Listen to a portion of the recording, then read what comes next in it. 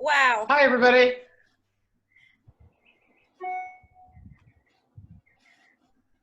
Hi, everyone. Hi. Welcome, welcome. Hey. Now, you everybody may- here, Shelley, everybody here is too young to know what this means. But when I was a kid, I used to watch Hobo Kelly, and she would look into her little thing and kind of look around. I see Johnny, and I see Sue, I see Mary, and I'd be saying, "I'm Joe. I'm Joe." She never saw Joe. I know Hobo Kelly. Ah, Rana, you're too young for that. You should know it. Okay, well, we have everyone still joining. We did have Hey, Danny. a little over 130 that are going to be joining us today, so this is going to be quite a large group.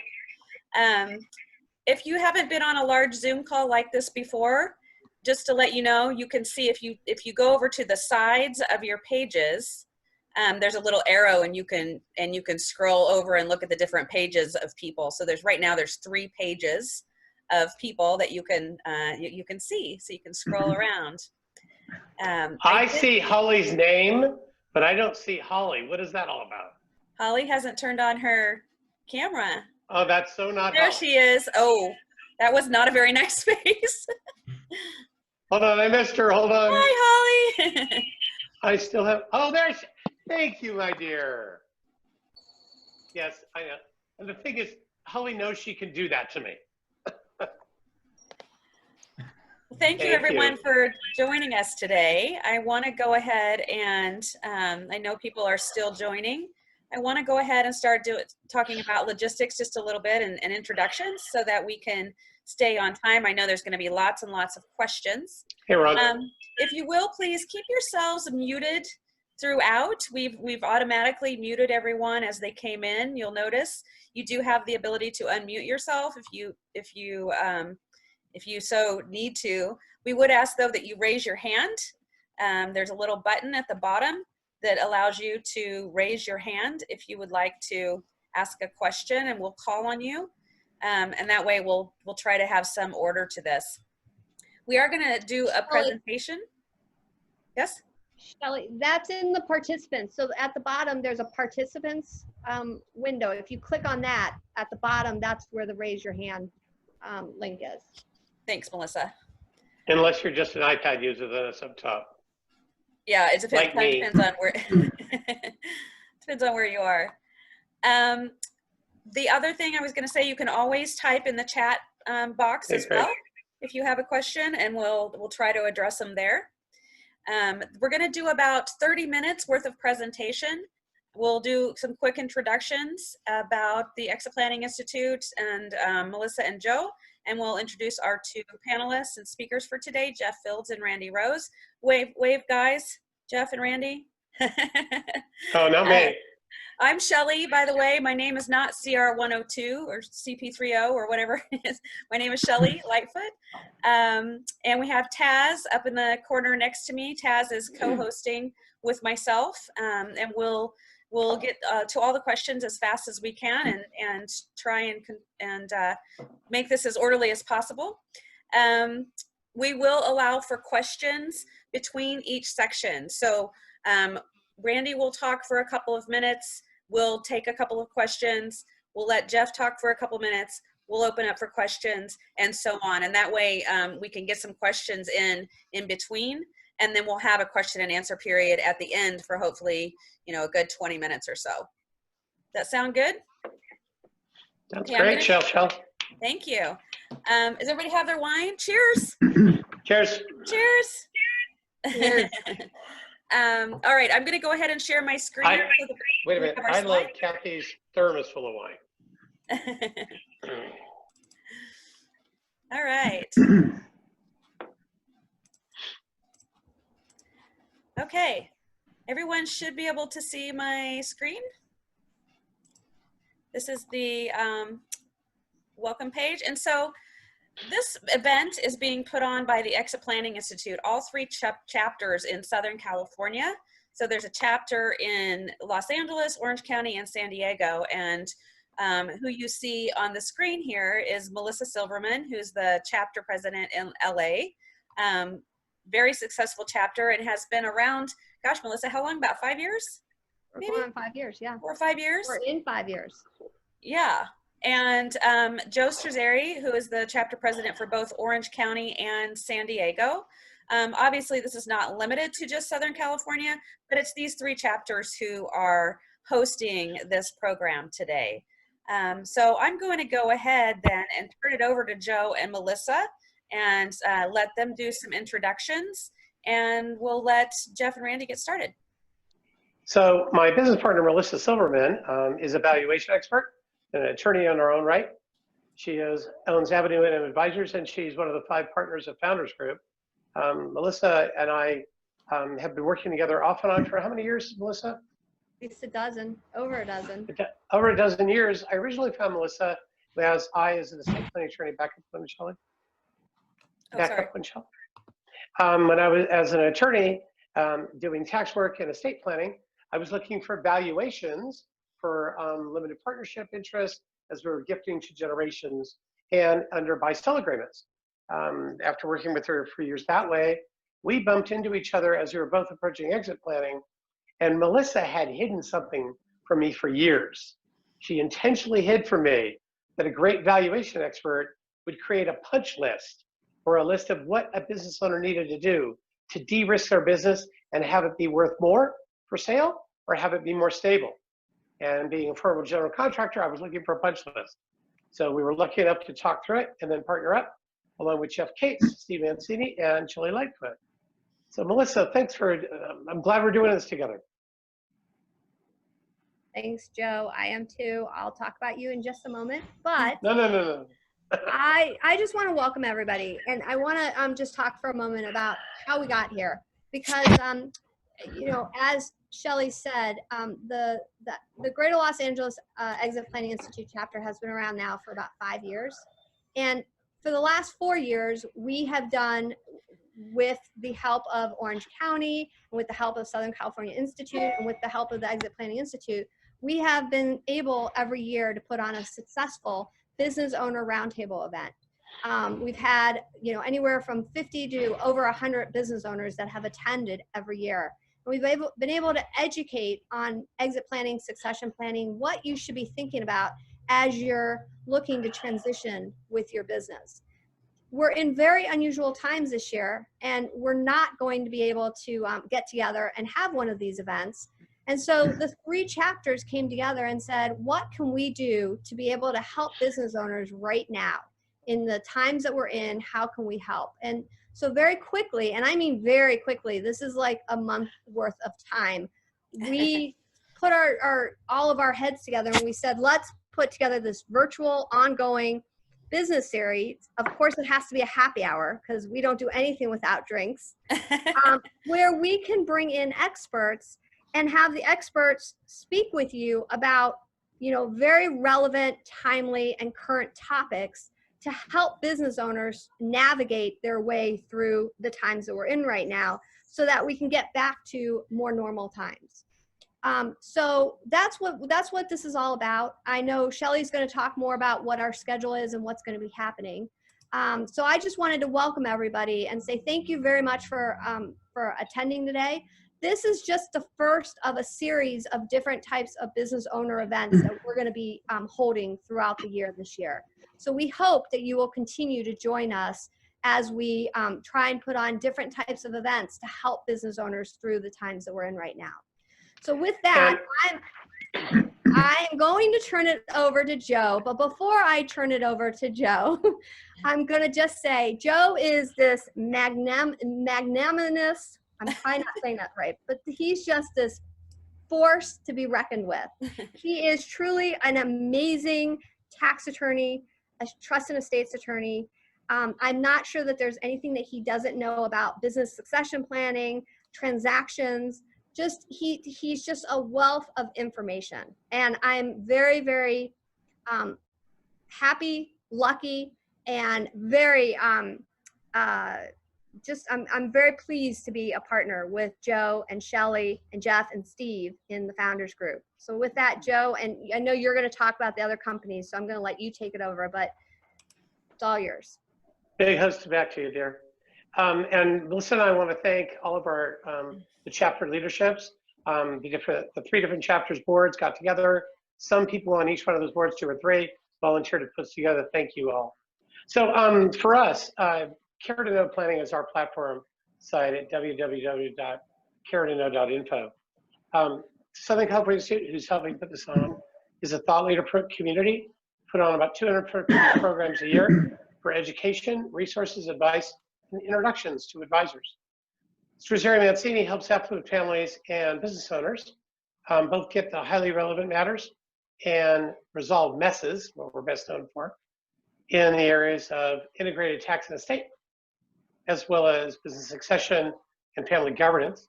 And then Founders Group, the firm that we have together with Melissa, Steve, Shelley, who's on the call, and Jeff, on the decision, do I keep and grow my business, or do I transition it to my family, my executives, or an outside third party in whole or in part? With that, Shelley, if you don't mind, the next. When I do introductions, both for ourselves, like you just heard me say, and the next 2, it's important for you as an audience, business owners and advisors, to always be careful to see the bias of your presenters. Why are they talking the way they do? Where do they see the world from? How do they get paid? What's important to them? So I did that about me. Also, I'd like to introduce Randy. Randy's been inspirational in helping us get this first one out. Loves working with small business owners. Randy, tell us a bit about yourself. I do. Thanks, Joe. Thanks, everybody, for giving us the opportunity to participate with you. I co-founded Thrive with my best friend and business partner, Gail Goldman, 6 years ago. And between the 2 of us, we've got 40 plus years of working with small businesses.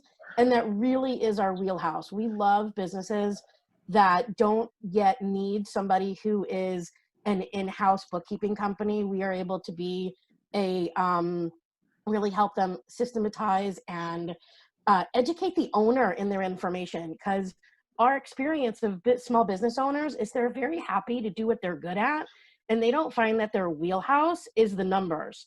And in my world, I'm more interested in teaching people how to fish versus feeding them a fish, because once they have that education, they can then use that in making better business decisions. So we primarily work with businesses that are in the range of about $500,000 to $5 million. And we work with them on really taking advantage of technology as technology's caught up to accounting, and be able to use technology for them to streamline what they need to streamline or what they can streamline, so they can spend more time being present to what does their client need and be more profitable. Very cool. Thank you, Randy. Sure. And our next presenter, we also got brought in somebody from the accounting world, a CPA with Windus. Jeff, tell us a little about yourself.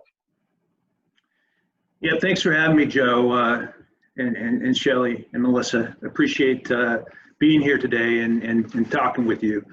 I started with KPMG, started my career at KPMG. I was there for 13 years, left as a managing director. And when I left there, I went to work for another regional firm where I started to gain more experience working with smaller companies. Companies that, you know, a lot of them are closely held, a lot of them family-owned businesses, and still advising middle market companies, middle market corporations.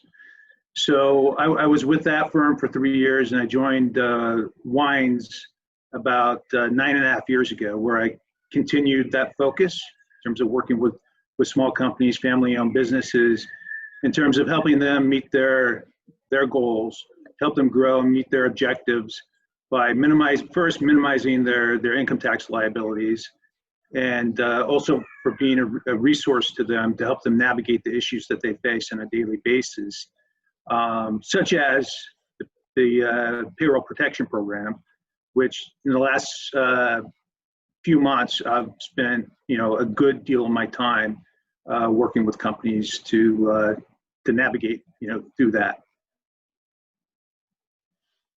Well, thank you. So Shelley, I'm sorry, Shell, you're up. Really quick, just to kind of go over this is scheduled for the next 3 weeks. So we have today, and then again on June 4th and June 11th. Same time, 4 o'clock, happy hour time. So the next 2 Thursdays, please plan to join us as well. It's the exact same registration link. In fact, when you registered for today, you had the option to register for all 3, so you probably already saw that. But just wanted to point out, next week is, again, looking at the PPP, but more on the forgiveness side of things. And then the following is really taking more of a look at what's happened to your business after we've gone through all the ordeal that we've gone through over the last couple of months, and what do we do now? Is it time to keep it, or do we consider gifting it, or shrink it, or grow it, or sell it, or what are those options, and how should we make those decisions? So that's what the next couple of weeks look like. So with that, I think we're ready to go ahead and get started. And Randy, tell us a little bit about, Well, Shelley, can I stop for a second first? Oh, sure. I have to ask, because we have a baby with us, but I don't know who JK1215 is. It's Jessica Cover with Wines, everybody. Hi, Jessica. Who's the little I'm one? on maternity leave, but the topic looked too good to miss. Who's the little one? Hey, hi, everybody. Hi, dear. What's your little one's name? Julia Rose, she's 2.5 months, so Hi, she's Julia excited Rose. for her Hi, first Julia. educational event. She's going to be light years ahead of all the other kids in preschool. Yeah, hey, I'm homeschooling here for you all. Gotta love it. I'm sorry for stealing your thunder, Jeff. Jeff, tell us about some best decisions and works. I'm sorry. This is Randy, actually tell us. Randy, yeah. Randy, tell us about some best decisions or worst mistakes when it comes to business owners considering utilizing their PPP loan. Oh, well, absolutely. It's actually interesting that I appreciated how you introduced us, making sure that you knew that people were we talk from our own experience. So we don't do taxes. We really work with the individual business owners. So here's some of what we've seen as most important for people to be able to deal with their best decisions. Create a plan. How do you can hit enter? Yeah. So how do you, what does that mean? Every business, that's going to be different, but you really do want to start with the facts. So depending on your business, that might look like being really clear about what your full-time equivalents were in the 2 options that you have to compare to, so that as you go and plan your payroll and your schedule, whether it be for reduced time or because you've been closed, that you know exactly what you need to do in order to hit your parameters in order to claim forgiveness. Right? The best thing that you can do is to be strategic and know your facts. That's just an example of that. Know the needs of your business. Your business is now, the goal of business is to make a profit. Your business margins are now going to change. Whatever your business model or paradigm was prior to COVID, your entire business model may change. So you really want to understand what your revenue capacity is, what your costs are, what your real margins are. You now may have additional PPE expenses, like in the beauty industry or in real estate or in the dental industry. You want to know what the rules for your business are, because you may not be able to have as many people for capacity for you to be able to generate that revenue. It's your responsibility to know the needs of your business. Train people for what's next.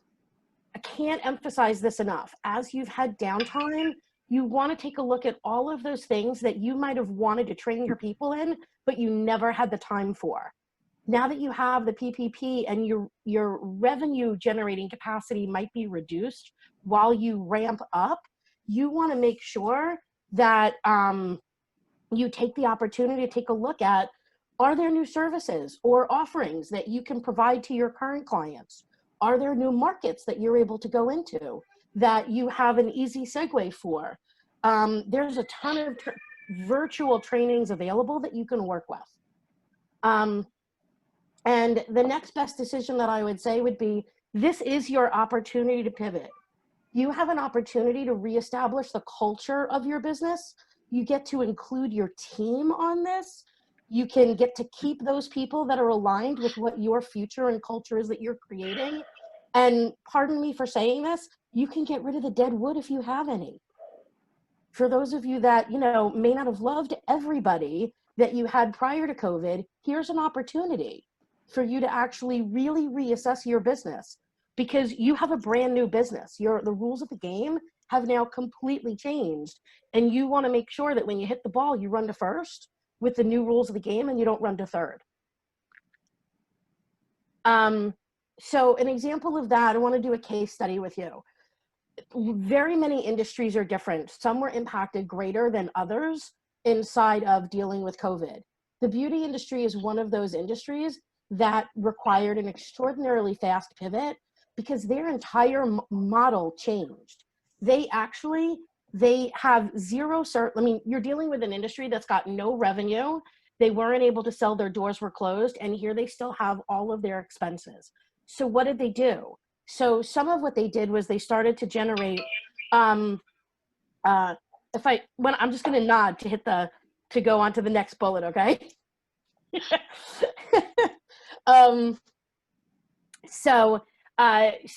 had zero income based on that old model, right? They had to create new income streams. They had to deal with e-commerce. They had to deal with sending home color kits. They had to do videos to teach people how to do their services at home. They had to do all of that. They had to train their team on new sanitation systems.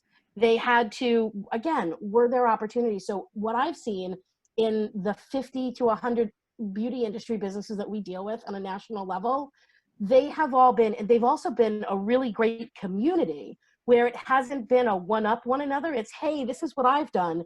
What can you do? Because their states were opening at different times. So they were really able to collaborate. So from an industry, the whole industry is about to really deal with changing. The retraining of their team, you've got the sanitation pieces, you've got how much time is now going to be needed for you to actually do the service, because in between your services, you're now going to have to clean and sanitize. You can't have multiple clients. So they have an opportunity to really retrain all of their team on all of that. The next thing that in the beauty industry, to me, that was kind of fascinating is being able to reestablish KPIs for profit. The current model that happened prior to COVID, I don't know who that is. That's really loud. Jane, Please have everyone are mute you doing your themselves. thing? I have 2 kids. I'm surprised they haven't come in yet, to be honest. I hired my mother to babysit while I was on. So as far as reestablishing KPIs, you really do have a business that is completely changed in how they generate revenue. It was, you know, you'd have really how much revenue can be produced in the smallest amount of square feet and which aspects of your business were most profitable. You now don't want to have a beauty salon or I was going to say beauty parlor, but boy, that just aged me, didn't it? I just had thoughts of my grandmother with the term parlor. You don't want somebody walking through like Bath and Body Works, touching everything. It's completely different. So that's an industry that needed to do a really fast pivot. You can go. Joe or Shelley, do you have any questions about that or anything else you want to add about that? I'm good. Okay. Worst mistakes. So the first one is I can't emphasize this enough. Pretending you had a healthy business if you didn't. So what does that mean? If you didn't know your KPIs or your business was already not profitable, if for you to take that money for your rent's not going to change. For you to take your PPP money now that you've got more cash flow and not reassess your business and make different decisions, bad mistake. If you couldn't afford the business before, Joe was mentioning this before, this is your opportunity to take a look.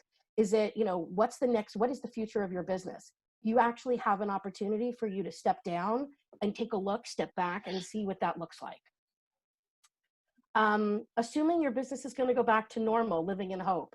We don't know what the new normal is going to be. And we also don't know what the next new normal is going to be.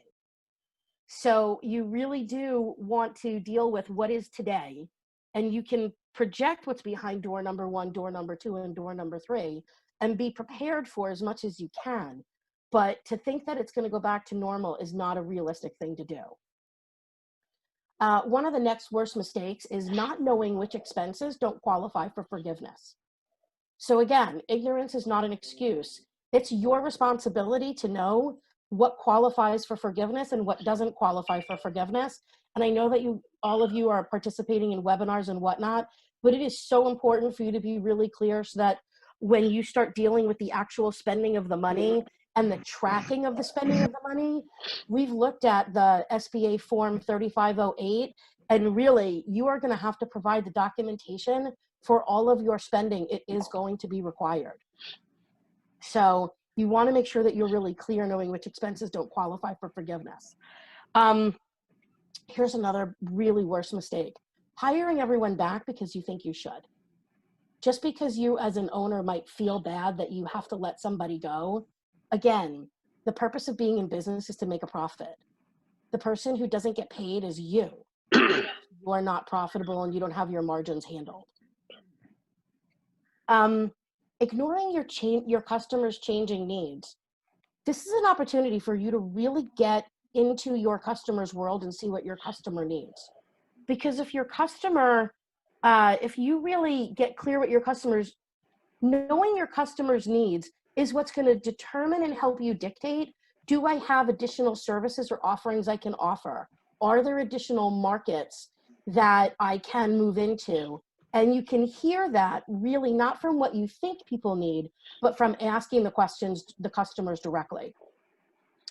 And then lastly, one of the biggest worst mistakes that we are seeing people really try not to make is not knowing the new rules for your industry. So again, even if it's looking at, say, a dental company, you might have a business where it has 4 operatories and they used to be able to see 6 patients a day in all of those operatories, giving them, say, 24 clients a week. Whereas now the new rules may only let them have 1 dentist see 1 person a day. So you're now down to 4 patients that you can see a day, which is now 20 people a week versus what had been prior to that. So that's a very, very, very big difference in not knowing the rules of your industry, and every industry is different. So an example of an education company, of a case study that might be slow to pivot. So there are education companies out there that their model might be a matter of doing live education versus virtual education, right? So this is a company or an education model that you're going to have to deal with. How do you market and how do you educate and deliver your education that's done in person, which is a high cost and a low value, versus being able to reach more people than not? It was a company that we knew, and it was really, they needed to create a brand new business plan and redo all their KPIs because the current model wasn't going to give them what they needed to survive in the new paradigm. The other thing that that company was having a challenge with was they were not as fast to connect with their customers as they could have been. So really finding out what the customer needed in order for the customer to really find out what is that service offering that we can do. How do we serve that person? How do we create solutions for the new challenges? So, there's some industries that pivot fast and there's some businesses that pivot slow. And your job is to take a look and see how fast can you pivot. Those are my best and worst case examples that. Shell. Yeah. So can you go back 1 slide, Shell? So on these worst mistakes, what you're hearing from her, Andy, and tell me if I'm wrong, please remember, for you that are out there that are running businesses and for other advisors that are advising business owners, I spent a lot of time reminding people you're still running a business. Taking this money and trying to make sure you get the most forgiven by spending on things you don't need is silliness. Yeah. It's like spending money at the end of the year on expenses to deduct it for your taxes, but you don't need it. Half or more of that money you've given up anyways. It is not the worst thing in the world to have what will be a 2-year loan, which is 18 months after the 6-month period, to pay back for part of it. Please don't bring on so many employees or keep employees that are working basically half speed, because you're going to train them over a 1 or 2 month period of time to work slower because there's more of them and get less done. And then when you have to lay some people off or you're going to right size your company, your employees won't be used to the pace you used to have. Yes, you need to be careful. The amount of money beyond payroll that you're going to be able to have forgiven will be dependent upon how much you spend on payroll. But the idea of spending extra money on payroll for something you need is great. If you need to do training, like she mentioned, if you need to do cleanup, if you're going to hire a different class of employee to maybe do mechanical work that usually sub out to subcontractors, or you're going to do it in-house, all that makes a ton of sense. And the other part that she mentioned there that was buried inside of it, if you have expenses for the qualified things, which I know that Jeff's going to talk about next, if you have things that are qualified, make sure you pay them within the period. Even if you have to dump some money into your business to make sure you write those checks during that period that he's going to talk about, make sure you write them there, because it doesn't have to come out of that side account. You can write it out of your own checking account. So make sure that you pay things like rent, things like healthcare, things like that are covered past this during the period, because paying it 3 days late, you may be out of luck. And know what that period is, which we're going to talk about next. So Shelley, can you move up a bit? Thank you, Randy. You're welcome. Thank you, Joe. So Not at all. we can, if there's any questions for Randy before we move on, please go ahead and either type into chat or raise your hand. Jeff's going to start into some of the more technical side of the payroll protection plan. And Jeff, I just wanted to mention, we did have a question that we wanted to make sure it's covered. I know it's going to be in your slides, but I want to mention it. Client rolled their IEDL or EIDL into PPP. Are those now treated exactly like PPP? And I can't really understand what's happening with the refinancing to PPP loans. So they're looking for some clarity on that as well, which I think you're going to address a little bit later, but I just wanted to mention it. Yeah, right. Yeah, we'll get to that, and hopefully we'll answer that question because we're going to specifically talk about the EIDL as an alternative to the PPP. Taz, do we have any raised hands? Can we move on?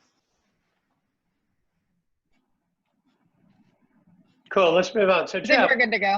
Okay. on the payroll, on the reporting periods, has this changed a little bit since the first time we heard about it?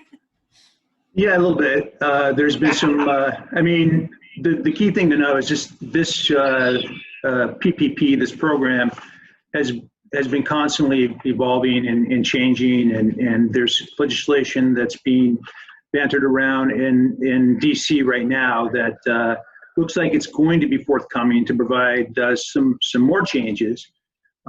So yeah, things may change from what we talk about today with regards to the specifics, but I'm going to go over what we know today, and it's going to include the guidance that we received over the last week, which was our most recent guidance from the SBA.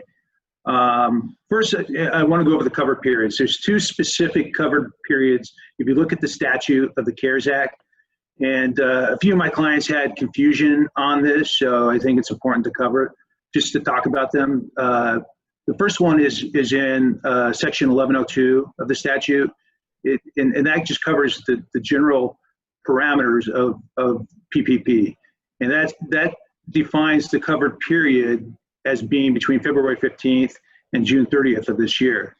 And that's just the period of the program. That's when you can get a loan, you can apply for a loan, get a loan, and all that. So that's what that means. After June 30th, pending what the funding, what the remaining funding is, because there is a cap. You have till June 30th to get a PPP loan. There is another covered period when we're talking about the forgiveness, which is in section 1106 of the CARES Act. Because the clients that had questions on this just received on their loans a few weeks ago. They're looking at the time that they needed to spend the money on qualified expenses for forgiveness, and they see that it says 1106 talks about the covered period. You have the covered period to qualified to secure forgiveness. And so they're looking back at the definition in 1102 and saying, wait, that doesn't give me, I thought it was 8 weeks. That gives me like 6 weeks. And so they're specific. 1106 has a separate definition for covered period. It's the same term, but it stipulates that forgiveness is available for qualified expenses of salaries, rent, utilities, interest on business mortgages incurred in the 8-week period following the date that the loan is funded. And, you know, those expenses are paid with the loan proceeds. So the recent guidance that just came out gives us an alternative date for payroll, because you may be funded on one date, but it straddles your payroll period. And then how do you report that? So to make it easier for biweekly or weekly payroll companies, SBA has provided this alternative payroll to mirror their payroll period. So you can start the 56-day or 8-week period, whatever you want to refer to it, or you know, it's referred both ways. You can start it not when the loan is funded, but your next payroll period beginning after the loan is funded. So you can just provide your payroll reports for those 8 weeks, simple to provide the documentation. There is a little bit of confusion on the paid or incurred terminology when it comes to payroll. I look at it and I determine, you know, I see this as paid or incurred. When that's the case, if you make a payroll payment for that straddled period, you could be able to include more than 56 days worth of payroll into your forgiveness calculation. I have an example in the next slide that goes over that real quick. So I'll defer talking about that more until we get to that in a minute. Next, we have the payroll periods. First, we have the loan origination payroll period. The statute actually says that it's the 12-month period, and what we know is it's a 12-month period. So the statute says a 12-month period ending on the date of the loan funding. Well, the SBA came out and said, you know, that's kind of problematic, or the loan application, I'm sorry, ending on the date of the loan application. So that was kind of problematic. So they issued guidance to say you can use your 2019 calendar year payroll, and that's what everybody ended up doing. So, and then Shelley, I'm sorry, Jeff. Shelley, I think we're one slide behind. No, we're right on. Okay, cool, thanks. And then the other payroll period that we should be wary of is the forgiveness ratio when it comes to FTE, full-time employees. So there's a reduction in the forgiveness amount if you have a reduction in in your full-time employees. The numerator being your FTEs, your average FTEs over the forgiveness covered period, the 8-week period. And the denominator is your average monthly FTEs over a certain period, and you have two choices, and it's the borrower's choice. So each company should look at both of them to determine what gives them the greater forgiveness on this, or the bigger ratio. First is if you look at it, it's exactly the same dates as the program covered period, the first line of the slide. It's 2/15 to 6/30, but 1 year prior.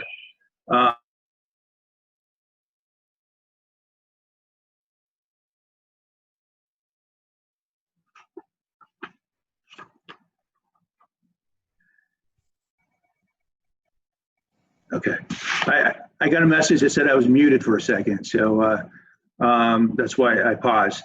Like, Going to the next slide. just so you know, just to let you know, I muted everyone and then unmuted Jeff again because we're having some kickback. So everyone is muted, Okay. and Jeff, you're unmuted, and Joe, you're unmuted.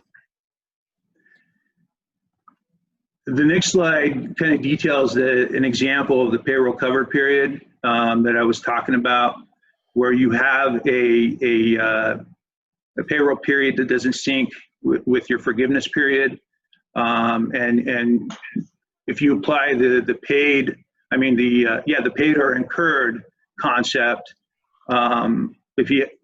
I'm not going to read this whole thing, but if your loan is funded in this instance on April 21st, and then your next payroll ends on April 24th and you pay it the next week, if you apply the paid or incurred concept, that whole amount of that payroll is eligible to be part of your forgiveness calculation, which would include, considering you're a biweekly payroll company, which would include 10 days of payroll outside of the forgiveness covered period.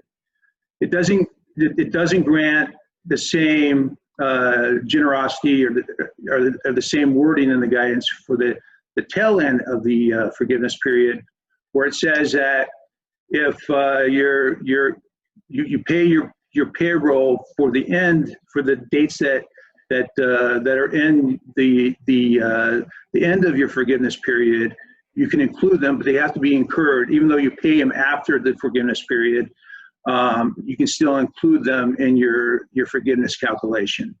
So that's what that slide is all about. And the key point here is if you apply that principle, you theoretically, in this case, in this example, you could capture 66 days rather than 56 days of payroll into your payroll forgiveness calculation. Now, there could be future guidance that totally nixes this or legislation, but this is how I read the guidance that we have, so far.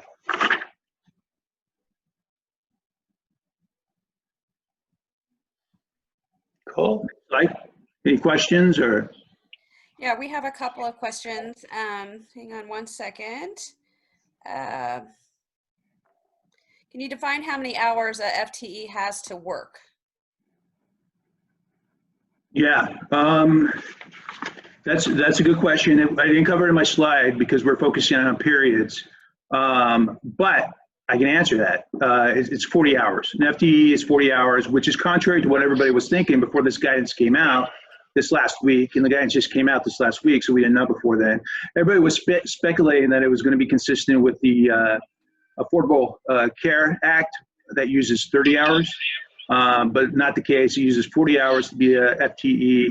And then for employees that work less than 40 hours, you can either accumulate all their hours and divide it by 40, and you have the option again, or you can assign a half of an FTE to each person that is part-time, works less than 40 hours. So,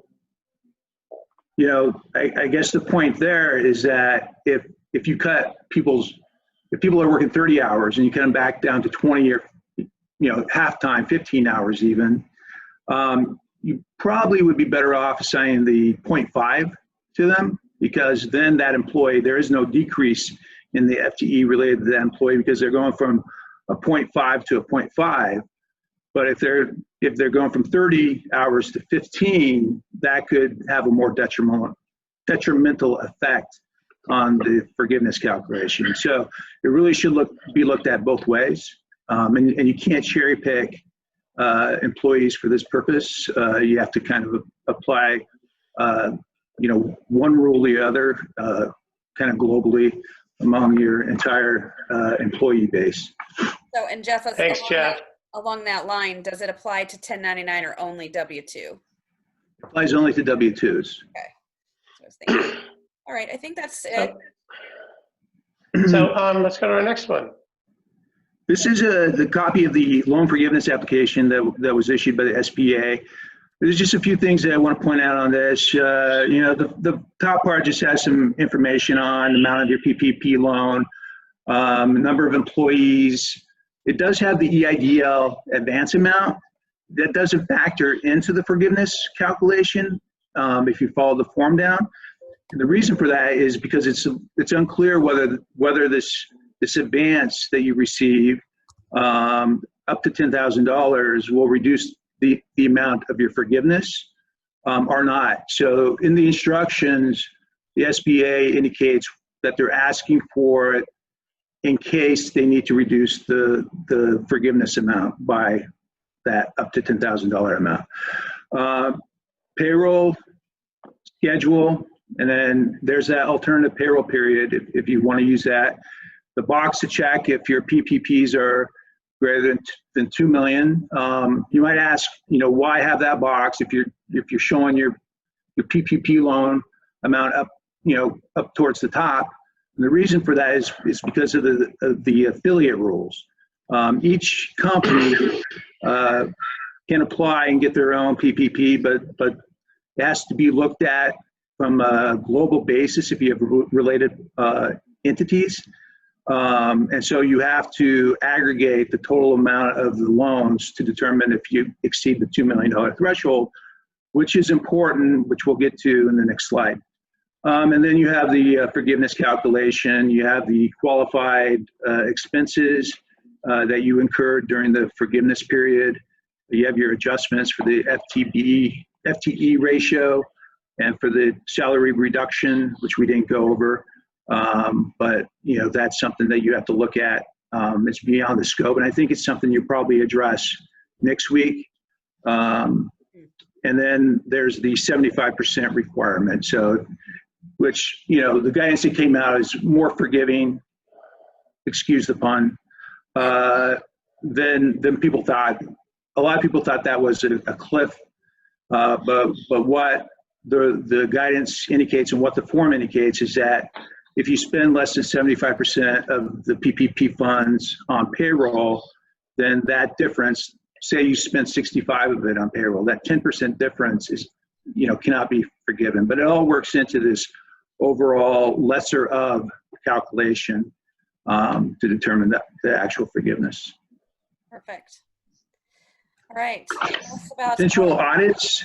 This shouldn't take that long, but to go over, the SBA indicated they're calling them reviews, not audits. That they're gonna review 100% of all loans over 2 million. That's why they want you to check the box, and that's on a affiliated company basis, except for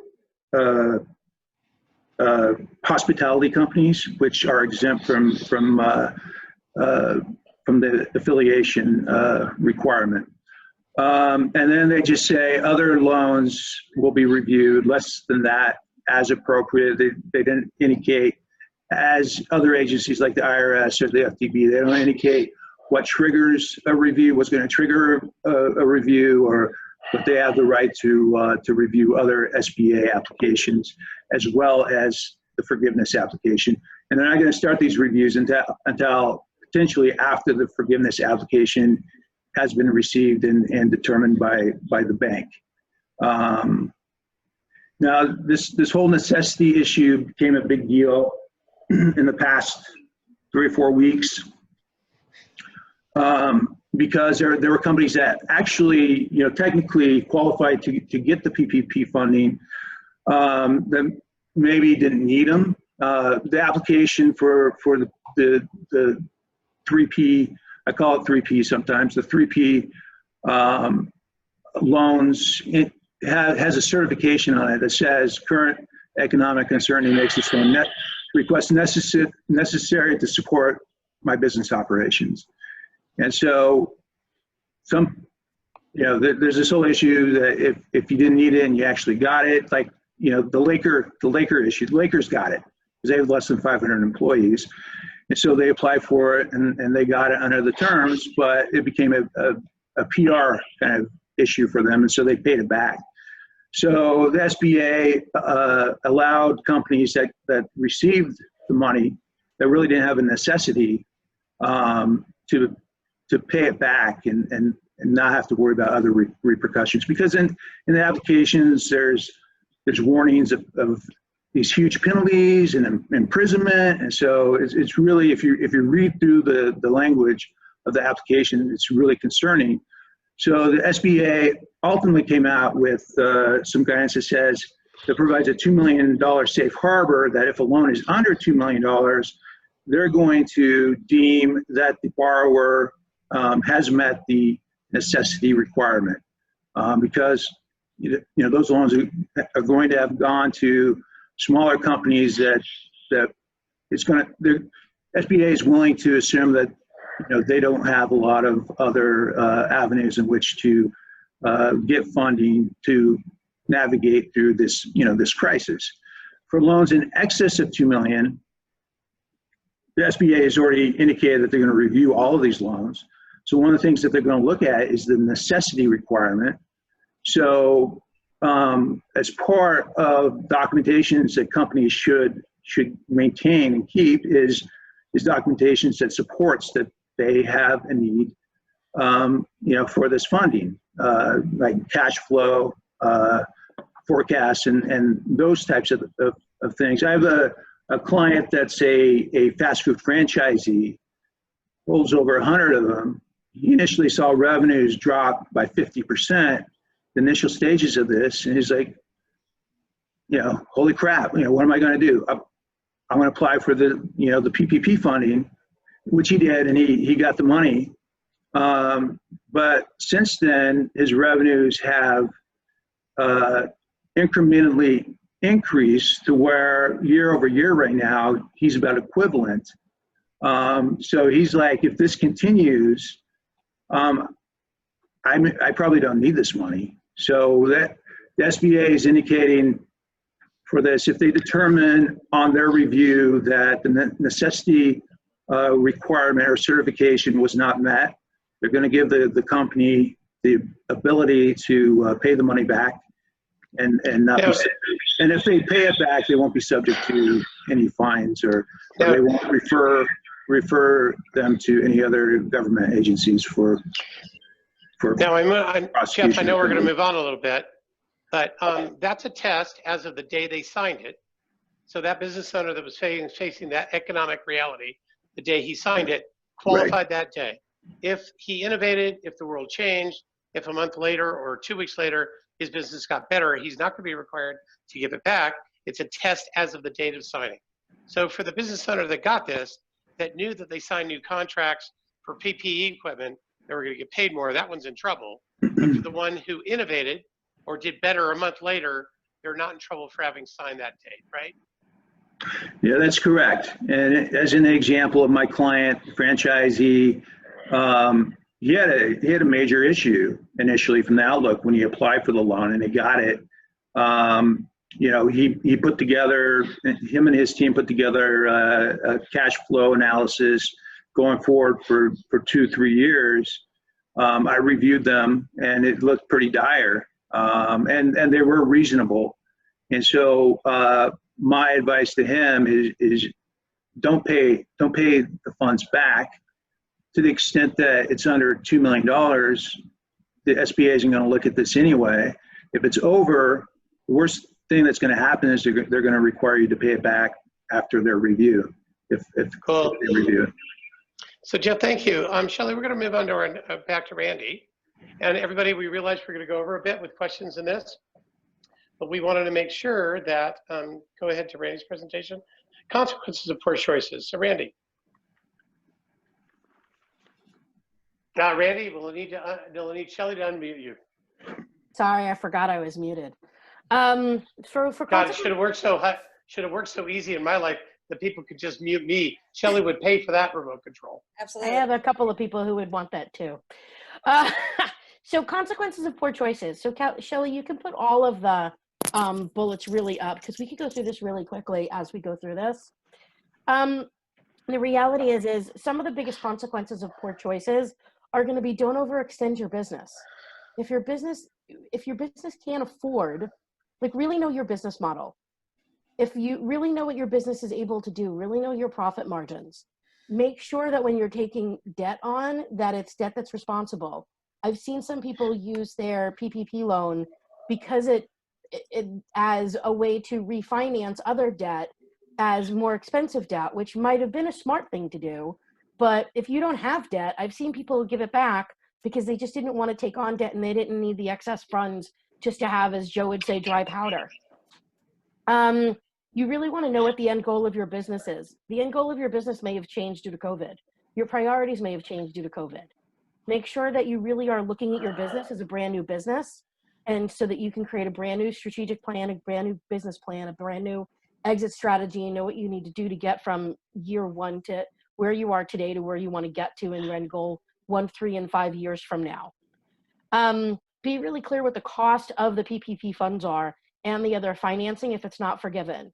As a worst case scenario, if you did get $10,000 of your EIDL advance, you are going to have a $10,000 loan converted to a 1% 2-year loan.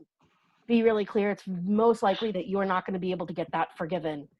It's going to be deducted from your forgiveness from your PPP.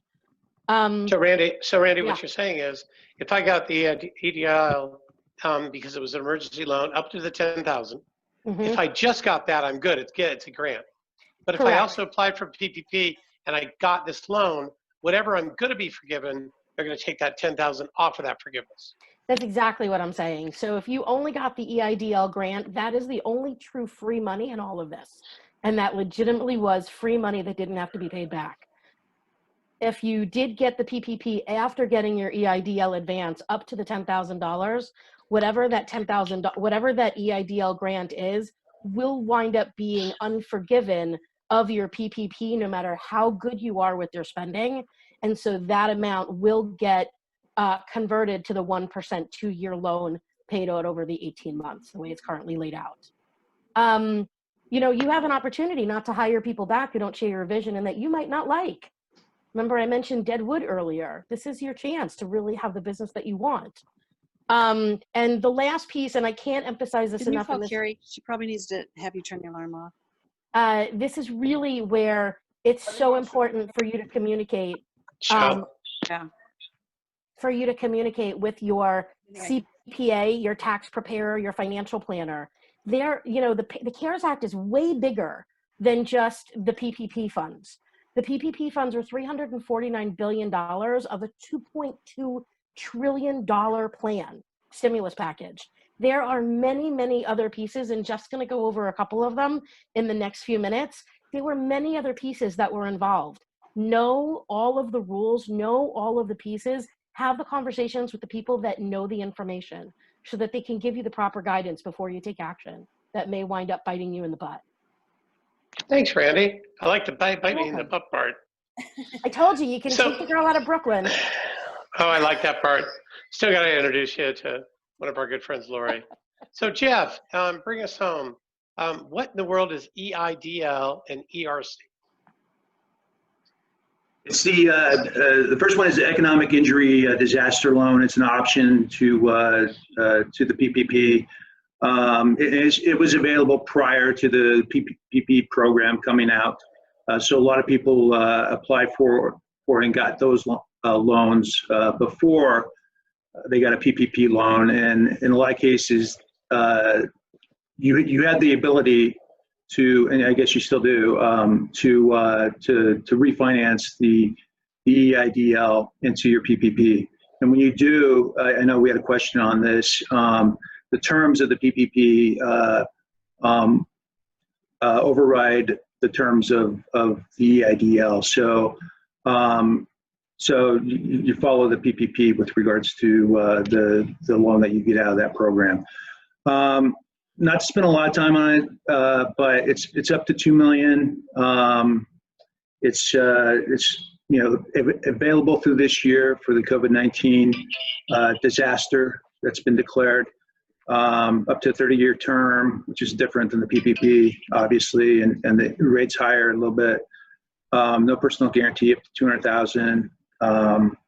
Still have to have less than 500 employees, and you can request the $10,000 advance, which Randy was talking about, which is not required to be repaid, even if you end up not qualifying for the loan and not getting the loan.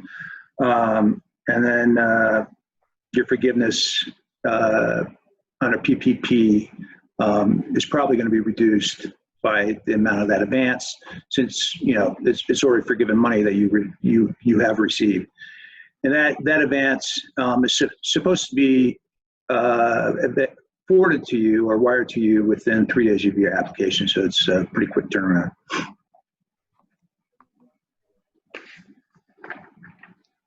One more thing, Jeff. There was somebody who came up on our chat function. You said at first, this was Jim, it didn't matter if the employer had uncertainty when getting the PPP. Later, I started to read that you didn't suffer hardship, you may be doing the wrong thing. thing. There are some people out there that have a moral problem with people who did well afterwards, being able to apply or not. If at the time you signed for your loan, if at the time you signed for the loan, there was a hardship on your horizon, you qualified for it, period.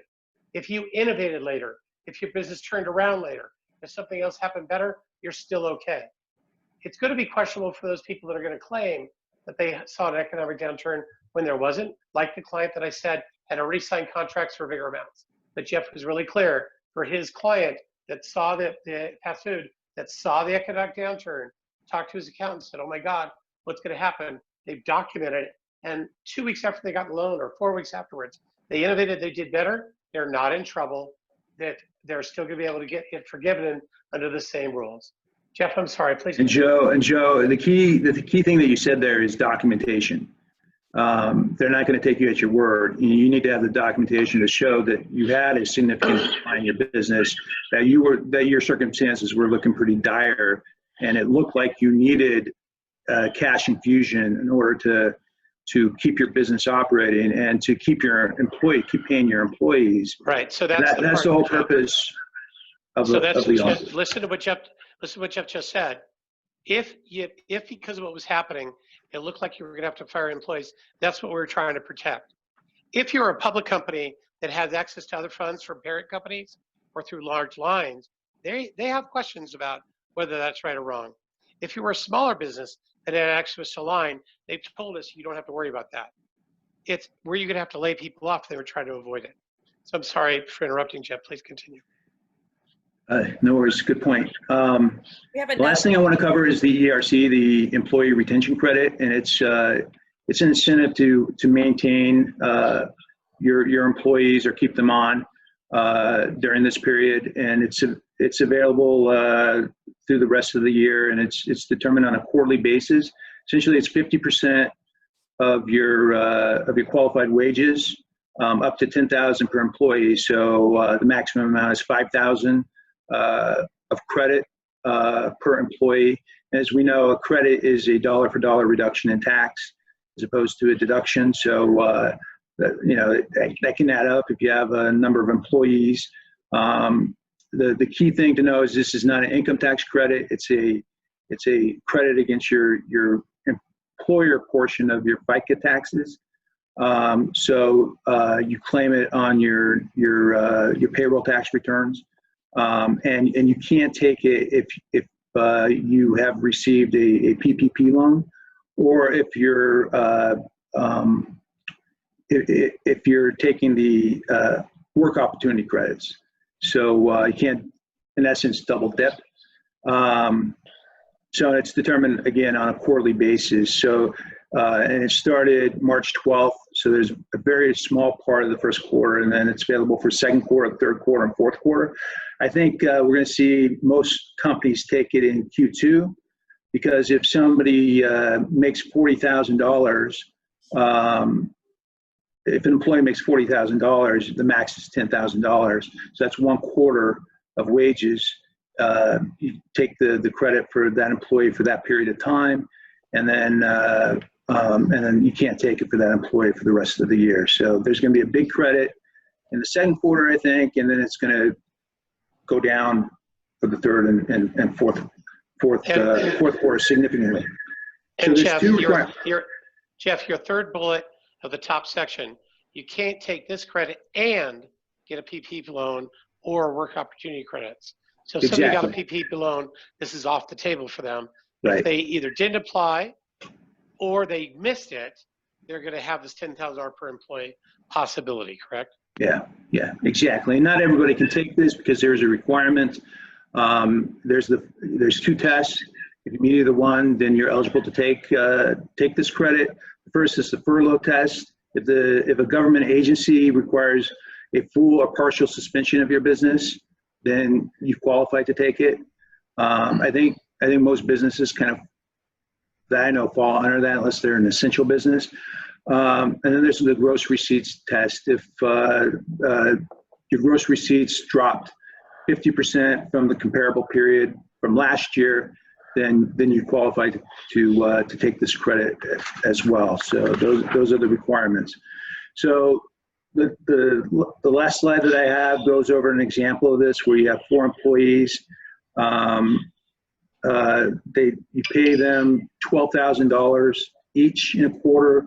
Their cap for the credit is $10,000. So that's $40,000. You apply the 50% credit percentage. You get a $20,000 credit. Their Social Security tax, the employer's portion of the Social Security tax, or the FICA tax on their wages is about $3,000.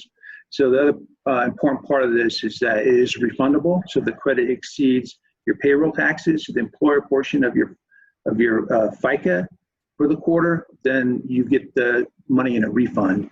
So in this case, they would get about $17,000 in a refund from the government. However, in future quarters, you've used the entire cap for each of these employees, so you would not be able to take any further credit for either of these 4 employees for the rest of the year, or the rest of the credit period. That's it. We have a couple of Questions? Shelley, could you put up his slide for a minute? I wanted to, his last slide, one more. this one. So while we take this, and I'm going to go back to Rand, no, his contact would be good. And I'm going to go back to Randy's contact in just a minute. I'm going to put up Randy's contact information too. Here's Jeff's. Jeff, what area of town are you in? Which office? I'm in Irvine. I'm a partner in charge of our Irvine tax practice here by the airport. We're in the Irvine concourse. Very cool. Near our other office up there with Danny Wexler, who's on. So, and then in about a minute, but there you go. Shelley, you've had a couple of questions online. Yeah, we have some questions back to the EIDL. What if I got PPP loan first, then the EIDL last week? Applied for both initially. Then you would have 2 different loans. I mean, you can only get the PPP loan once, and you have the opportunity to refinance an existing EIDL into the PPP loan. If you didn't have one, you weren't able to do that, and so you'd have 2 distinct loans that would be treated under the 2 program terms. Right, and at the time when you applied for PPP, at one point they were saying you shouldn't apply if you already have an EIDL loan. However, it was a time of application. If you got funded afterwards, they're not going to be hurt. Next. This is a comment. EIDL closed. They are not taking any more application because this person, Jeff, was rejected for that yesterday. You are correct, because they've lost the balance of their funding that they're looking to fund inside the new legislation that's coming out, which may change a significant amount of what we just talked about, including the reporting period may be extended 16 more weeks for those, either the expenditures above payroll or including, we don't know yet. And that funding for that program is in that legislation too. Other key points to know about with regards to the legislation that looks like it's going to be forthcoming is and we'll see if they're retained, but the elimination of the 75% payroll requirement and the restoration of the ability to deduct the expenses, the qualified expenses that gave rise to the forgiveness of the loan. Do you know why a company would receive the EIDL loan notice but not receive the grant? Well, I mean, sure. Go ahead, Joe. No, I'm sorry. You first, Jeff. I was just going to say they may not have qualified for the grant amount. In other words, the emergency part of it, but then they were passed when somebody asked for a permanent loan. But Jeff, you're up. The other reason is if the funding is gone, then they're not going to process any further loans or advances until there's new funding. So just have to stay tuned and see what comes out of DC. There was a question that Randy answered in the chat function. I just want to make sure everyone saw it. They were asking for Jeff's list of documents for the forgiveness.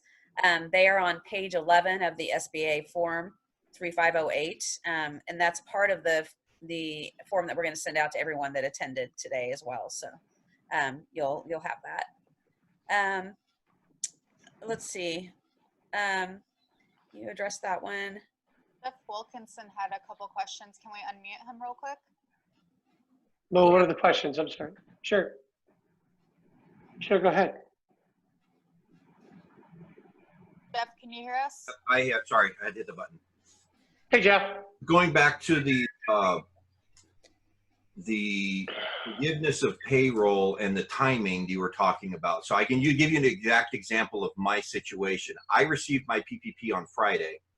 Payroll was on Tuesday. My end of 8 weeks is on July 17th, which means that I'm going to have another pay period from the 1st to the 15th of July that's going to fall in there. Does that mean I get to run, because I run bi-monthly payroll, not weekly or bi-weekly? Does that mean I get to run 5 payrolls because I paid it during that period of time plus the hours worked the 1st to the 15th of July? Jeff, they're going to be cleaning this up in the legislation coming up. Currently, the form itself, as Jeff and I were just talking beforehand, has a paid or incurred. Paid or incurred. So if you pay during the time, no matter when it was incurred, you're good. But then there's an incurred. Later in the application, it says paid and incurred. So then, and it says on the paid and incurred, they allow you to pay for something where you don't have to run a short payroll. They'll let you run the whatever comes up to your 56 day, plus they'll, I'm sorry, up to your 56 day, even if you haven't paid it yet, as long as you pay it on time. That's going to be cleaned up in the next set of legislation. And in fact, Jeff, you had a slide that brought us to 66 days instead of 56 on the example. You want to cover that? Yeah, under the paid or incurred guidance in the application, yeah, if your initial payroll period after date of funding only covers a few days or just a period of time during the forgiveness period, then under that concept, you could include that full amount of that payment, even though it included payroll before the forgiveness period, for, in my example, 10 days, and capture more days of payroll than 56 days. On the other end of the forgiveness period, it's not the same because you don't pay the payroll within the forgiveness period, but it is incurred. So the pay or incurred factor or concept compared to the pay and incurred, completely different. Pay and incurred might give rise to somebody to think that you don't pay your final payroll in your forgiveness period until after the period. So does that get counted at all? And I think the thought is that it would, as long as it's incurred and you pay the payroll at your next payroll payment date. So I don't know if that answers your question, but yeah, there's probably going to be some more because of that discrepancy in the application that Joe mentioned. There's probably going to be some cleanup on that to give us more specificity with regards to how you treat that. But I grab onto the pay or incurred because it potentially can give you a greater forgiveness amount. And if I was to go down Jeff's plan for just a moment, if we did not get any more guidance, I would run a short payroll at the end for what I had up until then. But I think we're going to get guidance by then. Our next week's call is going to be on the subject of forgiveness itself. If we get guidance, we're going to produce again too. So by no means is this us dodging. This is us letting you know what's out there. I'll also tell you, SBA guidelines don't match the law that's written, and that's why all the fervor in Washington. So I wish that the people that work at the government for the SBA were in total favor of the forgiveness part. They're in total favor of the loan part, and the forgiveness has gotten tighter. I do believe we're going to get more legislation. That's what you continue to hear. Shelley, do we have any other questions? There's some more specific to the same thing that we were just talking about, which I think you've pretty much addressed. Like, what about if you're funded on 4/30 and your first payroll you run after funding was 5/15? Sure. So under when you were funded, I remember those 2 days, and you can look through. I'll tell you what. Why don't we make sure, in order to help you all out in looking at this, Shelley and Taz, can you make sure for every participant that registered, including the few that didn't join us, would you send the PP loan forgiveness application? So the new application for the loan and the forgiveness application, which I believe has a May 30th date on it, and that when you're looking, remember there'll probably be a new one that comes out beforehand. And by looking through that application, it's really clear and gives a couple examples too. Yeah. Yeah, we can do that. And then there's another question about if this recording, at the same time that we send that out, we can send a recording of this presentation as well. Sure. And again, the presenters are available to you. If you've got a deeper question and you didn't get it answered, by all means, email the Institute. One of the three presenters, myself, Jeff, or Randy, will get back to you as well.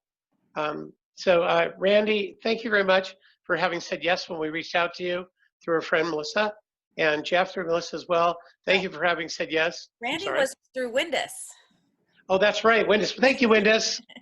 Thank you guys both very much. Like I said, you put a lot online by taking the time and also by joining up with us, and we really appreciate it. So without any other questions, or if somebody does have one specifically, I'll be glad to return a call or email this weekend as well. Sure. Taz and Shelley, thank you both very much. Putting these things on in as quick turnaround time as you guys do is amazing. We really are grateful to you. Melissa, thanks for introducing Jeff. Windus, thanks for introducing Randy. Jeff and Randy, thank you very much. And thank you for our board members who participated too. Bye, everybody. Thanks, Thank you. Joe. Appreciate it. Melissa, say bye-bye. Thanks, everyone. Look forward to seeing you next week. Join us again next week, June 4th.